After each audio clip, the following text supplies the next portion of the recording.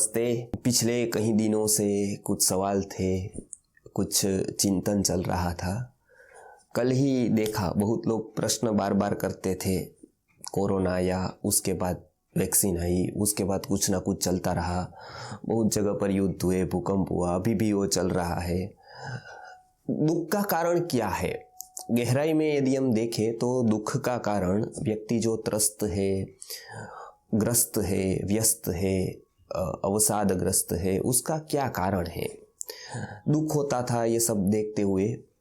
कल देखा हमने इलेक्शन के नतीजे आए, दिल्ली से लेकर मध्य प्रदेश से लेकर हिमाचल प्रदेश से लेकर गुजरात तक मातम छा गया। एक हमने विचार किया कि जिस सूरत में हम कार्यक्रम करते हैं, 1 महीने की तैयारी करते हैं, 2-3 कार्यकर्ता फोन के ऊपर फोन करते हैं, तब जाकर 100 की संख्या नहीं होती है।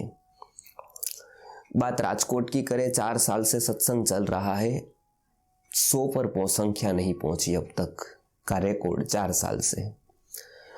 अनेक सिटी में कार्यक्रम करते हैं जो प्रायः निःशुल्क होता है और उसके पीछे इतनी तैयारी होती है, 7-8 घंटे का प्रवचन होता है प्रायः। इसके लिए कुछ दिनों तक लगातार चिंतन करना पड़ता है और एक कोई मेरा एकले का चिंतन नहीं होता है। गुरुजी ने जो वर्षों चिंतन किया और उसके बाद जो उन्होंने ज्ञान दिया, वो गुरु परंपरा चली आगे जाकर हमारे तक आई। हमने उसका चिंतन किया रात बैठकर, तो 6-7 घंटे बोलना पड़ता है। वो भी ऐसा बोलना होता है जो आपको पकड़ कर जकड़ कर रख सके। कुछ भी बोल दिया और छोटे मोटे चुटकुले या कहीं आपको बिजी रख दिया, स्क्रिप्ट लेकर बोर्ड में लिखा दिया, या तो बोलते गए एक ही बात बार बार, ऐसा नहीं होता है। पूरी तैयारी करके कहना पड़ता है पूरा। उसमें बहुत सारी शक्ति का व्यय होता है, शक्ति खर्च होती है। तो भी लोगों की संख्या के साथ हमेशा हमको जूझना पड़ता है, चाहे बड़ौदा हो, चाहे सूरत हो, अहमदाबाद हो, राजकोट हो, कहीं पर भी संख्या नहीं होती है। निराशा आ जाती है कभी कभी और लगता है कि लोगों को रस नहीं है या लोग सुनना नहीं चाहते हैं। लोग अपने जीवन में इतने व्यस्त है, इतने काम धंधे है, इतनी स्ट्रगल है, इतनी महंगाई है, इतनी बेरोजगारी है, तो हम अपने आप में मन मना लेते हैं कि नहीं ये संख्या नहीं होती, इसका कारण इतनी बेरोजगारी है, नौकरी नहीं मिलती है, लोग के पास इतने धंधे नहीं है, इतनी हरीफाई है, हमेशा ग्राहकों का संपर्क करना पड़ता है, या तो अपने धंधे में जो मतलब नई तरकीबें खोजनी पड़ती है। इसलिए व्यक्ति अपने आप में इतने व्यस्त है, वो नहीं आते हैं, इतने व्यस्त है, इतने व्यवहार है, शादी ब्याह है, इसमें जाना है, बच्चों की एडमिशन चालू हो गई है स्कूल में, उसकी फीस भरनी है, तो हम अपने आप को मन में मना लेते हैं। और वो अपने आप को तो हम मना ही लेते हैं, औरों को भी कहना शुरू करते हैं। जो कार्यकर्ता निराश हो जाते हैं कि इतनी मेहनत की और संख्या नहीं हुई और लोगों ने उत्साह नहीं दिखाया, आपका प्रवचन बहुत अच्छा था लेकिन लोगों पे उत्साह नहीं दिखाया, संख्या नहीं हुई, या तो नहीं होती है या तो थोड़े दिन होती है फिर टूट जाती है, तो हम अपने आप को तो मना लेते हैं ऐसे करके अपने आप को। जब कोई व्यक्ति कोई दुख अपने आप को मना लेता है कि हाँ ऐसा ही है जगत की स्थिति, हम भी मना लेते हैं अपने आप को, फिर दूसरों को भी मनवाने लगते हैं कि नहीं ऐसा है, देखो अभी तो हमको मेहनत करनी है, हमको भगवान का काम करना है, हमको रिजल्ट देखना ही नहीं है, हमको केवल पॉजिटिव ही सोचना है, अभी हमको पूरा काम करना है, देश को उठाना है, इसको हमको डट कर लगना है। कोई भी काम में मेहनत ज्यादा ही होती है, पहले शुरुआती दौर में ऐसा ही होता है, जबकि हम अंदरों अंदर समझते हैं कि शुरुआती दौर कहाँ तक माने। गुरुजी के 50 साल, हमारे 20 साल, ये सब शुरुआती दौर है, ये सब शुरुआती दौर मानते रहे, इसकी शुरुआत है, अभी वृक्ष छोटा है अभी तक। और हमने अभी कल देखा इलेक्शन के नतीजे निकले, कोई लोग व्यस्त हो, ग्रस्त हो, ऐसा लगा ही नहीं।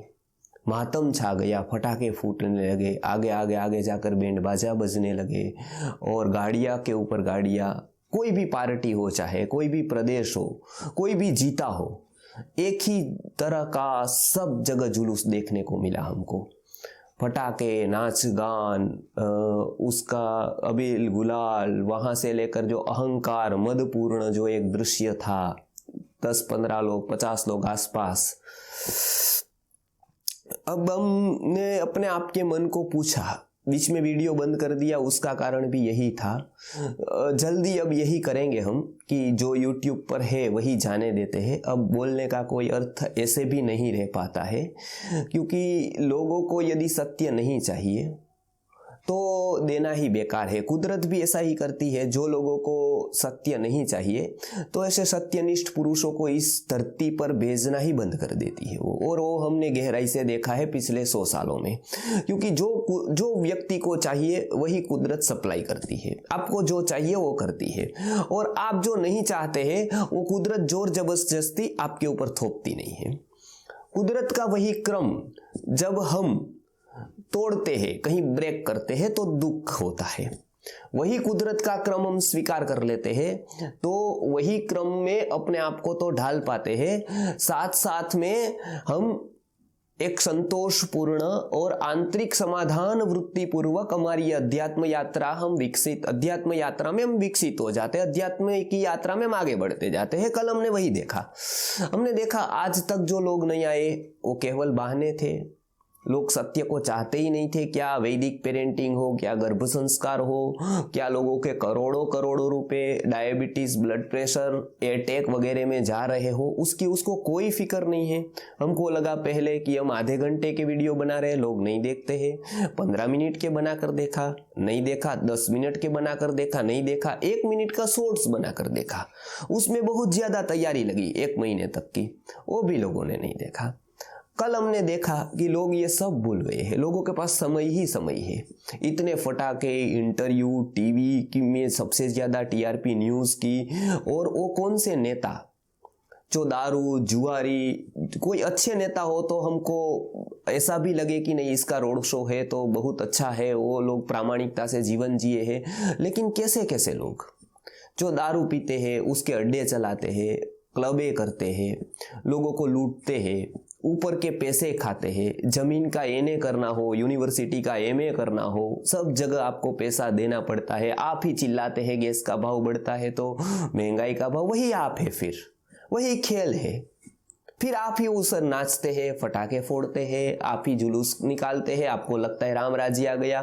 फिर आप भी पेपरों में पढ़ते हैं, आप ही उसकी टीआरपी बढ़ाते हैं, आप ही ऐसे हैं। तो अब हमको लगा कि 2 बातें हैं, या तो ये भीड़ से बिल्कुल अलग हो जाओ, किसी प्रकार का कोई भी प्रकार का हिस्सा आप न बनो, ये एक रास्ता है। दूसरा रास्ता ये है कि यही पागलपन चालू रखो। जब जब कुछ महंगाई बढ़े, जब कोई मर जाए, जब कोई हादसा हो जाए, तब आप ही आंदोलन करने निकल जाओ, स्वदेशी की बात करने निकल जाओ, और फिर कोई ऐसा जुलूस निकल जाए तो आप ही उसमें नाचने लगो, गान करने लगो। यही आप उसी पर जियो। आपके लिए कुदरत ने वही रखा है, क्योंकि कुदरत भी तैयारी करती है। आपको अगला जन्म पशु का देना है तो आपकी चेतना को वहां तक लाना होगा जो प्रायः पाशविक चेतना है। आपको वही बेहोशी में रखना पड़ेगा कुदरत को, और वही काम धाम हो रहा है अभी लोगों को बेहोशी में रखने का। तभी तो वो दारू पिलाते हैं आपको वोट लेने के लिए, कोई नोट लेने के लिए आपको बहुत कुछ देता है, नोट का लालच देता है तो वोट लेता है, वोट का लालच दारू देकर करता है। तो ऐसे एक के ऊपर एक चलता जाता है। आपके पास से कुछ भी लिया जा सकता है, आपको देना बहुत मुश्किल है। वो हमने देख लिया अभी तक की यात्रा में। आपको देना बहुत ही मुश्किल है। आपको कुछ बात बताना, आपको क्लियर करना, आपको कन्विंस करना बहुत ही कठिन है। प्रायः एक पत्थर जैसा हो गया है कि पत्थर को कन्विंस करने में कितनी देर लगती है। पत्थर को सुधारना है कितना कठिन होता है, क्योंकि वो कुछ सुनता ही नहीं है तो कठिन बहुत हो जाता है हमारे लिए। तो हमने ये तय कर लिया कि किस तरह से अध्यात्म की यात्रा हम आगे बढ़ाएंगे। हो सकता है कि अभी हम पूरे प्रवचनों की एक स्पीड लाए और उसको थोड़ा, जो 2-4 लोग, 1% से भी कम लोग जो जागरूक होना चाहते हैं अनेक जगह से, उसको जागरूक किया जाए, पब्लिक को छोड़ दिया जाए। क्योंकि इसके पीछे समय व्यर्थ करना वो बहुत ही मूर्खतापूर्ण कृत्य है, ऐसा अभी हमको लग गया है। क्योंकि इसका ये जो कर रहे हैं हमने सब जगह पर देखा, उसका अंतिम परिणाम रोग, नाश, भूकंप, ये सब यही है। और इसी को हम स्वीकार कर लेंगे कि ये जितना जल्दी आए, पागल खाने से हम जितना जल्दी छूट पाए, लोग भी छूट पाए, उतना अच्छा है। पागल इतने हैं, ऐसा कोई पागल हो जाए कि इधर उधर फोड़ दे, किसी का शीशा ही फोड़ दे, किसी को पत्थर ही मार दे, कोई नाचने ही लगे सुबह सुबह में और घर की वस्तु इधर उधर फेंकने लगे, कोई की किसी की भी न सुने, उसके पापा हो, उसके दादा हो, किसी की भी न सुने, तो घर वाले सब मिलकर एक प्रार्थना करने लगे, भगवान इसको ले लो, अब इसकी जीवन दूरी पूरी कर दो। आप हो सकता है उतनी जल्दी इसकी समाप्ति करो, यद्यपि वो हमारा ही बेटा है, लेकिन अब उसका चित्त है वो ठीक नहीं है, आप उसको बस आप उसका पूरा कर दो कामकाज, अब कहीं और उसको भेज दो या कुछ और कर दो, उसके लिए हम छूटना चाहते हैं। बस ये जो आपकी व्यथा एक पागल बच्चे के प्रति होती है, वही आपके प्रति महापुरुष की ये व्यथा है। वो भी ऐसा ही भगवान को कहते हैं कि अब ये ठिकाने लगाओ, इसको पूरा करो। ये यही व्यक्ति है, यही लोग हैं जो कुछ भी हो तो शिकायत करने लग जाते हैं और महापुरुषों का समय बिगाड़ते हैं। वही व्यक्ति है जो ऐसे ही नाच गान बेहोशी में जीते हैं। क्या कोई हीरो आ गया, क्या कोई एक्टर आ गया कि भीड़ लगा देते हैं उसकी ऑटोग्राफ लेने के लिए, उसके फोटोग्राफ लेने के लिए। कोई राजनेता क्यों आ गया, उसके साथ उसकी एक झलक पाने के लिए सब कुछ दांव पर लगाते थे। यही लोग हैं और यही लोग आगे कैंसर, डायबिटीज, ब्लड प्रेशर से लेकर शारीरिक रोग तो है ही, अवसाद, ग्रस्तता, व्यस्त और तिकड़मबाजी, ईर्ष्या, मत्सर इत्यादि से भी पीड़ित है। और अध्यात्म की तो बात ही छोड़ देते हैं, आत्मा तक की तो कोई भनक भी नहीं है उसको, केवल हम शरीर और मन की ही बात रखते हैं। तो इसके साथ कुदरत ने क्या करना चाहिए? पागल बेटा समझकर वही हम प्रार्थना करते हैं कि इसको जल्द से जल्द यहाँ से उठाओ। ये जो है ना वो वही लायक है, इसके ही लायक है। कुदरत जो करती है, अभी 2 साल पहले जो भी हुआ उसको कितना जल्दी लोग भूल गए। कोई भी व्यक्ति को ऐसी जागरूक चेतना नहीं हुई कि मैं अपना कुछ अध्यात्म का विकास कर लूं। विश्वनाथ गुरु जी जैसे महापुरुष या और कोई महापुरुष गुरु इस जगत में आए, यहाँ पर रहे, अपना सब कुछ छोड़ छाड़ कर रहे। उसकी किताब भी छपवाई हमने, पुस्तक भी छपवाई, जीवन चरित्र भी थोड़ा बहुत दिया, प्रवचन भी किए। कहाँ लोगों को कुछ चाहिए ये सब? कौन जिया कौन मरा इसका कोई मतलब नहीं है। उसको मसाला कहाँ से आए, उसकी वृत्ति को कौन बहकाए रात दिन, उसको बेहोशी में कौन लाए, वही वो चाहता है। कुदरत वही करेगी, अभी वही नतीजे निकलने वाले हैं। अभी हमने विचार कर दिया है और हम ये देख पाते हैं आने वाला समय कैसा आने वाला है। तो इसके ऊपर जो आपका प्रश्न था बहुत लोगों का कि अभी की प्रवचन क्यों बंद है, बंद इसलिए है क्योंकि अभी हम चिंतन के स्तर पर ही है। अभी हम विचार कर रहे हैं क्या किया जाए, समझाया जाए या इसको एकदम निष्फल प्रयत्न मानकर छोड़ दिया जाए। इतने प्रवचनों का अंतिम में क्या फायदा है? अनेक सिटी में जाना, पैसे बिना जाना, अपने पैसा खर्च करना, लोगों को समझाना, 200-500 लोग इकट्ठे हो जाए, उसके पास प्रवचन करना और फिर वही लोग पेम्पलेट लेकर चले जाए हमको एक आशा देकर कि हम काम करेंगे, और वापस वही की वही परिस्थिति आ जाए। तो इतनी शक्ति, इतना प्रवास, ये सब का अंतिम में फल क्या है? वो एक गहरा प्रश्न गहराई से उठ गया। और कोई लक्ष्य होता, और कोई यदि होता तो हम विचार भी कर लेते, चलो पैसा तो मिल रहा है, कुछ भी हो, चलो पैसे तो मिल रहे हैं, चलो दारू तो मिल रहा है, चलो ख्याति तो हो रही है, प्रसिद्धि तो हो रही है, कुछ न हो इतना तो हो रहा है, अब वो जाने। लेकिन और कुछ नहीं है।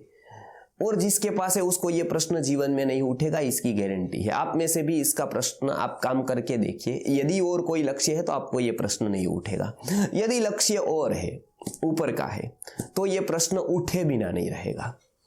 तो ये प्रश्न उठा है अभी पिछले 1-1.5 महीने से, उसका ही चिंतन चल रहा है। इसके लिए हो सके अभी हम कार्यक्रम बहुत कम करें, YouTube में वीडियो भी कम डालें, क्योंकि है उतना बहुत काफ़ी है अभी YouTube पर है। हो सकता है आपके ओर से रिस्पॉन्स आए और आप उसको गंभीरता पूर्वक कुछ काम करना चाहे। ऐसे 1% लोग, अब पूरी पब्लिक तो टारगेट करनी ही नहीं है, वो निश्चित कर दिया है। उसके लिए जो कुदरत ने निश्चय किया है वो करेगी, हमको उसके लिए कुछ नहीं करना है। लेकिन जो बहुत कम लोग ऐसे जागरूक है, जो इस समाज में वास्तव में स्थिति देखकर पीड़ित थे, उसके लिए हम कुछ गीता के तत्व ज्ञान के विषय पर, विभिन्न गीता को लेकर, उपनिषद को लेकर जो ऋषि मुनियों ने ज्ञान दिया है उसको एक जिम्मेदारी समझकर, अब वही केंद्र में रहा है, आप निकल चुके हैं केंद्र में से, उस प्रकार की जिम्मेदारी समझकर कोई लोग जग जाए जो जागना चाहते हैं, जो ये सब परिस्थिति को देखकर पीड़ित है। ऐसे युवा है आज, कल बहुत सारे फोन आए मुझे और उन्होंने ये बताया कि हमने जो विचार किया था, आप कैसा बता रहे थे, गुरुजी बता रहे थे, ऐसा ही समाज है। अभी कहीं पर भी बदलाव नहीं आया है, चाहे कुछ भी कोई कह दे। तो उसके लिए कुछ अध्यात्म की यात्रा शुरू करेंगे, अपने आनंद के खातर, अपने जागरूक हम हो चेतना के स्तर पर, उसके लिए। और कोई प्रयोजन ही नहीं है इस यात्रा का। तो इसके लिए हम कुछ मनन चिंतन करके, और क्या क्या अध्यात्म के ग्रंथों में कहा है उसके विषय पर हम चिंतन करते रहेंगे।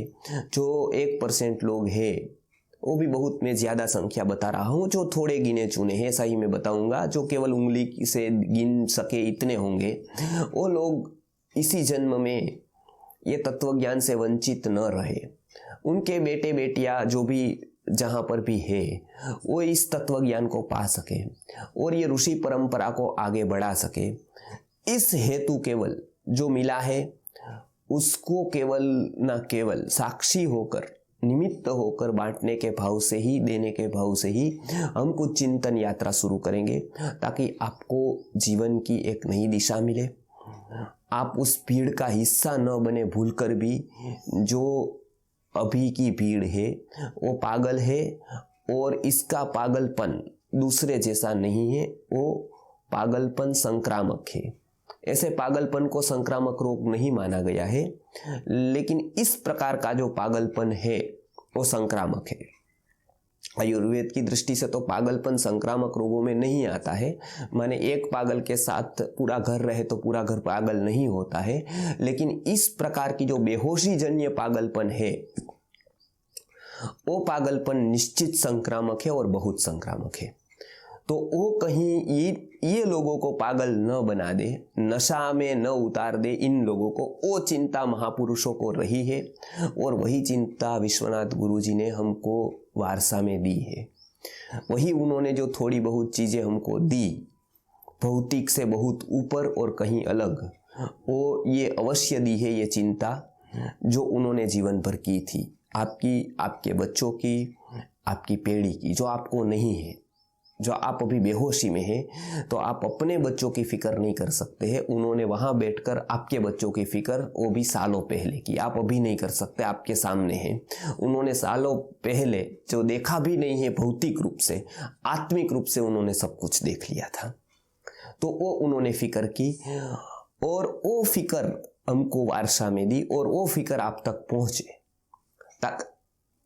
ताकि आप उस भीड़ का हिस्सा न बन जाए, आप कहीं उस प्रवाह में न बह जाए, क्योंकि प्रवाह बहुत जोर से है। उस चिंता को आगे बढ़ाते हुए हम कुछ अध्यात्म की कणिकाओं का चिंतन चालू करेंगे। उसका चिंतन आप अवश्य करते रहे। भीड़ से बचे, उसमें हमारा कहीं ही कल्याण नहीं है, नहीं हुआ है, नहीं होगा। तो आप अपने कल्याण के ऊपर जागरूक हो जाए, और जो थोड़े बहुत चुनिंदे लोग हैं वो कुछ कार्य करने का संकल्प करके अब इस दुनिया में केवल जो समय बचा है उसका महत्तम सदुपयोग करके हमारी जो स्थगित हुई यात्रा अध्यात्म की है उसी को आगे बढ़ाए, आगे पीछे देखे बिना, इधर उधर देखे बिना, वही हमारा एक लक्ष्य बन जाए। इसी कामना के साथ हम अध्यात्म के कुछ ग्रंथों का रसास्वाद करने के लिए कुछ अलग अलग गीताओं के बारे में हम देखते जाएंगे। फिर से मैं बताता हूँ, ये पब्लिक के लिए बिल्कुल नहीं है, ये आपके लिए जो चुनिंदा लोग हैं, आपके जैसे जो अध्यात्म की यात्रा करने के लिए तत्पर है, बहुत कुछ ढूंढ रहे हैं, उसको उस तक ये विचार पहुँचे, इसी के लिए है। तो ये स्वांतः सुखाय रघुनाथ गाथा जो तुलसीदास जी कहते हैं, वही अंतिम प्रयोजन है कि आप वहाँ तक पहुँच पाए जहाँ आपका गंतव्य है, वही आपकी मंजिल है। नमस्कार।